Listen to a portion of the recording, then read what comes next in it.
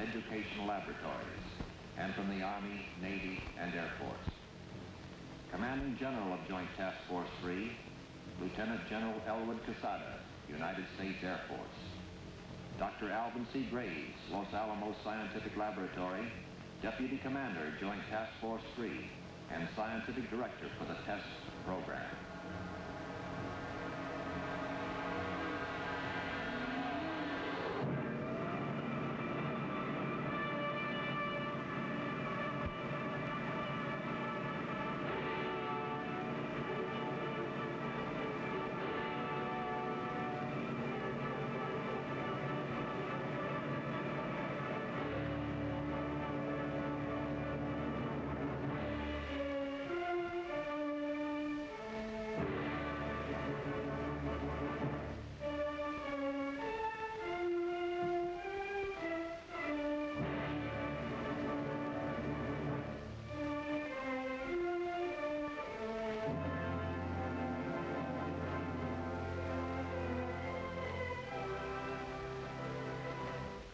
During the tense days of World War II, an entire American city of men, women, and children was hidden behind a seemingly unimportant postal number, Box 1663.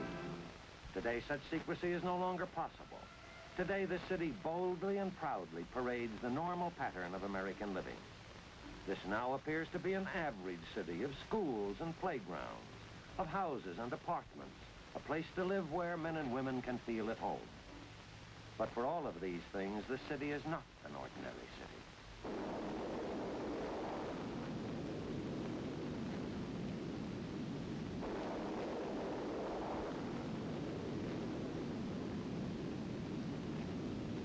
This is the mile-high city of Los Alamos, the atomic city. This is a modern pueblo created by the people of the United States as a research and development center for atomic weapons. This is still a city where citizens take for granted security fences, guards, passes, caution. The proof testing of weapons, a routine practice by now, is the job of a busy section of the Los Alamos laboratory called J Division. With such a specialized division carrying on tests, the other parts of the scientific laboratory, operated for the Atomic Energy Commission by the University of California, can continue undisturbed in vital research and development work. One of the proving grounds for testing weapons is an outdoor laboratory, Eniwetok Atoll in the Central Pacific. This trust territory of the United States has been used before as a testing ground for Operation Sandstone in 1948. But 3 years have passed since Sandstone, 3 years to bring new and improved atomic weapons to this secluded equatorial land, this land of spaced islands arranged like individual beads of a necklace. And the new test operation will be called by its code name, Greenhouse. But Greenhouse means more than just a proving ground, more than a group of scientists from Los Alamos. Operation Greenhouse is big, big in logistics, big in the scope of its aims and purposes. To meet this problem, a self-contained unit, a task force, is organized. This is a 4-part organization: Atomic Energy Commission, Army, Navy, and Air Force, working together under a unified command. As for the larger scope of Greenhouse, it is a real challenge to include in a test all of the valuable experimentation that can come out of the detonation of atomic weapons. The armed services, for instance, have a continuing need for information on the offensive and defensive effects of atomic blasts. In these days of international tension, they need to know the physical results of atomic warfare. Even though Los Alamos is the parent laboratory, so to speak, scientists and technicians from other government agencies, from American industry, colleges, universities, and other organizations throughout the country, men working in related fields, are asked to participate to help in instrumenting the operation. Since Eniwetok is a distant and primitive area, men have to leave their stateside laboratories and homes for a period running into months. Since 1943, when Los Alamos was established, men from this mesa have left the continental limits of the United States twice before to test the weapons they have created. Now the proving ground comes alive, like a university campus when students return from the summer holidays. Harry Island is home for Task Force headquarters and for the scientific group. Eniwetok Island is home base for the Army and Air Force. The Navy stays aboard its ships anchored in the lagoon. These are the dormitories of Eniwetok University. Spread out and separated from the dorms by a safe distance are the laboratories, the individual test islands, seemingly like so many science buildings on college grounds. The long-awaited forward area work begins. Even in a world of tension, atomic energy is more than thunderous test detonations and calculated planned devastation. We still have much to learn of our nuclear fuels, uranium and plutonium. This is the precious stuff so valuable, it makes sought-after gold seem like common scouring powder. Whatever can be done to conserve it is to our national advantage.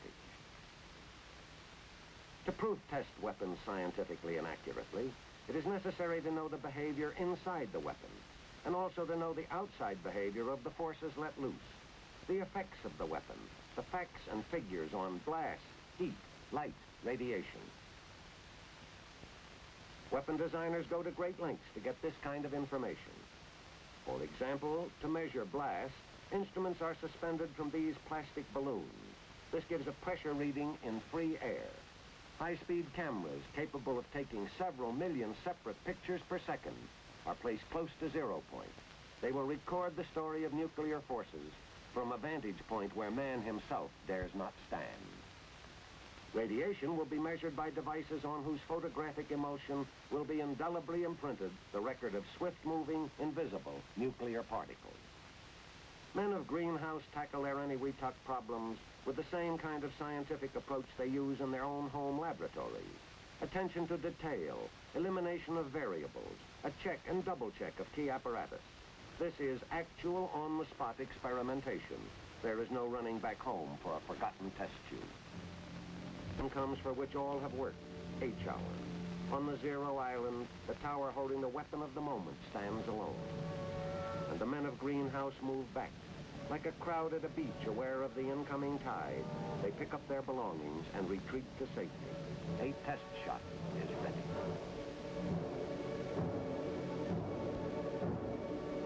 Watch an atomic test. Watch.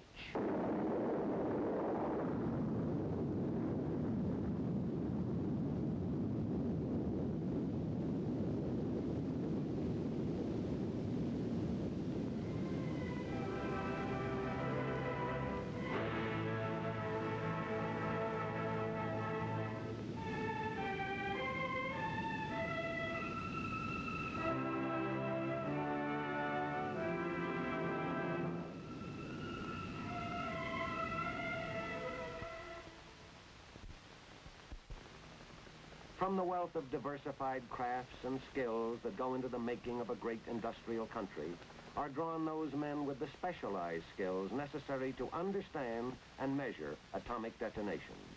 But to maintain these men, to carry on a weapons test on this Pacific outpost, support is necessary. Not alone technical support, but the kind of support concerned with just plain everyday living. There's a detail like food, for instance. It takes more than a picnic lunch to keep 8,500 hard-working men happy. And it's no trick at all to get hot and dirty and dusty. If you don't believe it, try a coral atoll sometime. Water is the answer, but water is a crucial commodity. It has to be pumped from the coral beds, then distilled to remove the brackish salt. And then there's the problem of getting to and from work. Most of the time, walking is out of the question, unless you have a natural tendency to be amphibious. Small boats ply between the various islands of this giant lab in the middle of an ocean, and light planes are in constant demand for shuttle service between the islands. Although the armed forces perform the unheralded but necessary job of supporting Operation Greenhouse, it is not their principal role. Like the Atomic Energy Commission, the Army, Navy, and Air Force are here to learn. This is a chance for them to study a weapon still new to warfare. The more the services know about the effects of atomic weapons, the better able they will be to use them, if necessary.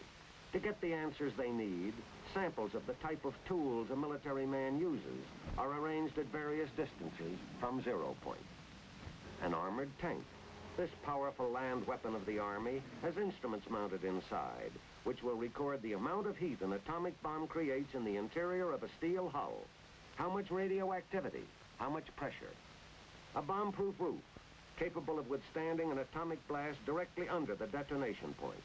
Just how thick should it be? How much concrete? How much reinforcement?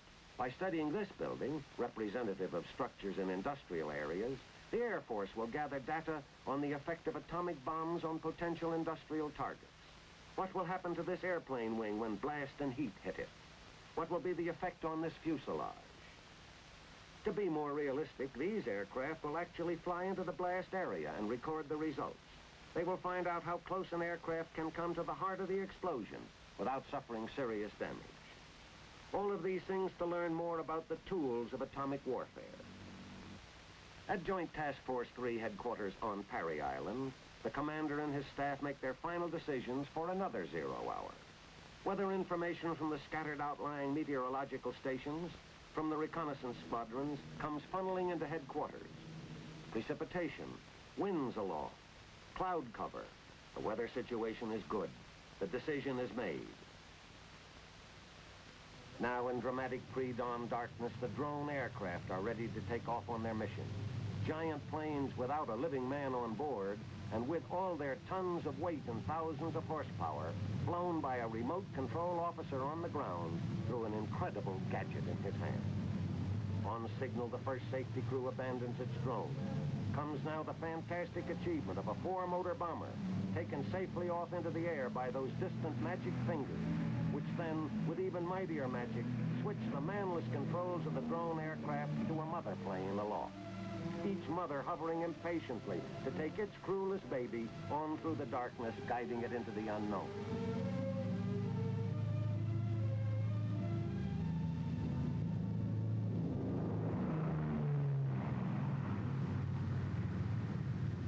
To top the fantasy of the crewless bombers come the fighters. For the first time in airplane history, drone jets, pilotless, crewless, at super speed flown up into the night sky, controlled only by a driver and overdriver in other jet aircraft who electronically guide the destinies of their jet drones.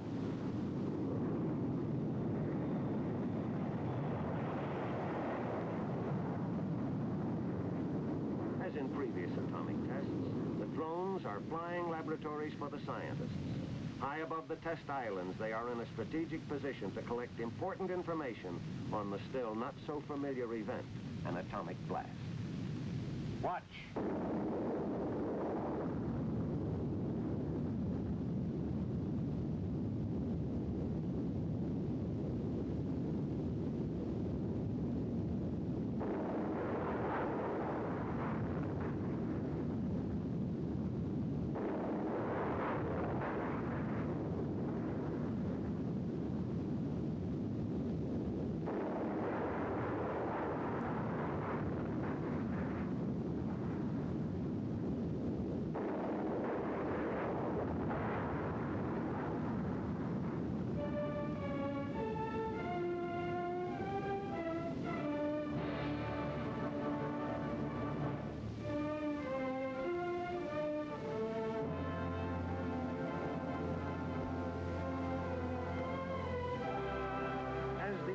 Services bring themselves up to date with the results of the latest atomic weapons, the men of science are thinking beyond current weapons.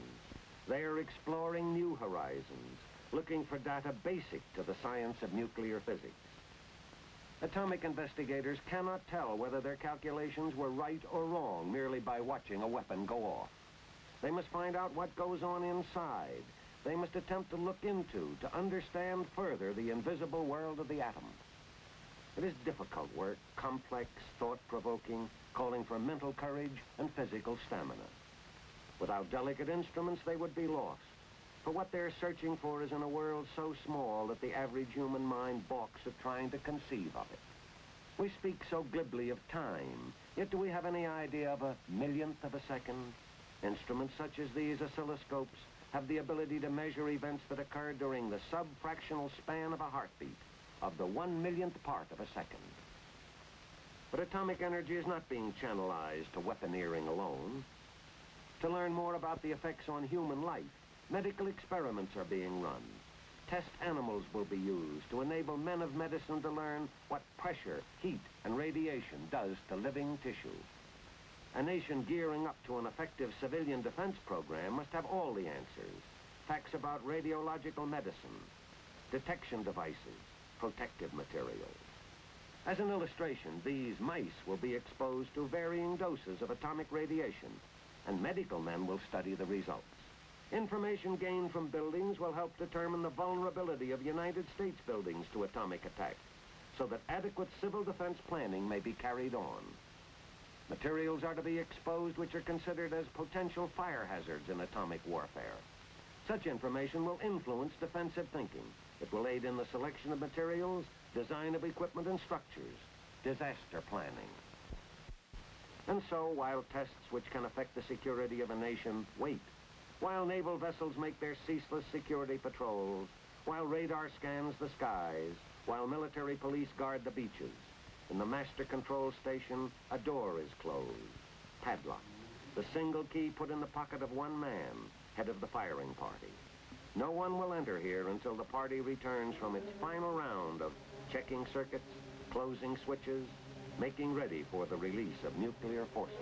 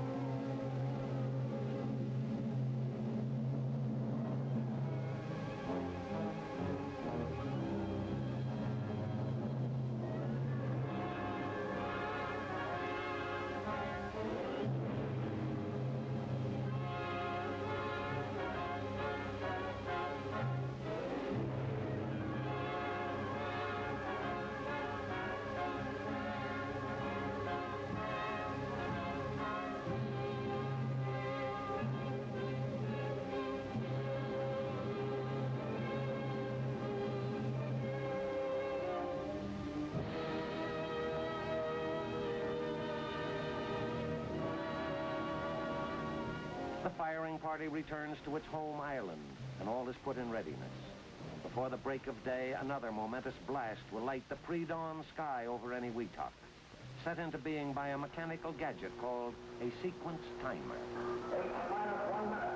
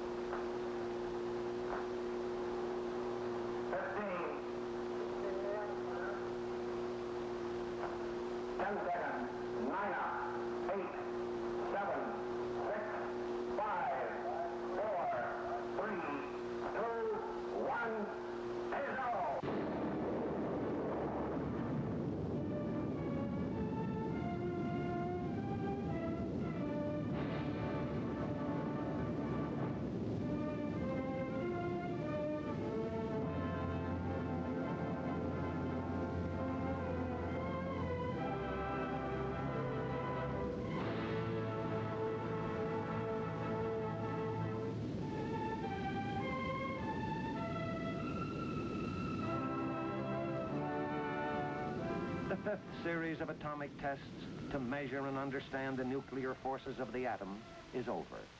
And Weetok Atoll, the proving ground, shrinks again to garrison size.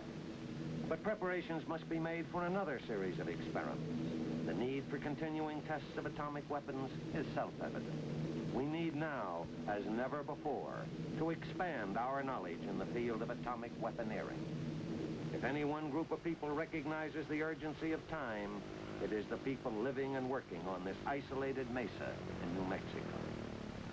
the men of Los Alamos return to their mile-high, security-guarded laboratory to continue with the development of nuclear weapons and important research in many other aspects of the atomic energy program. The people of this mesa well know the important responsibility placed on them. For what answers are found within a seemingly insignificant building, what happens behind the wire fences, what a man carries home with him, and for security's sake will not speak of. These things are vital to Americans everywhere. The city, once secretly hidden behind Post Office Box 1663, today is so actively and openly engaged in the atomic energy program that it can no longer be cloaked behind a postal number.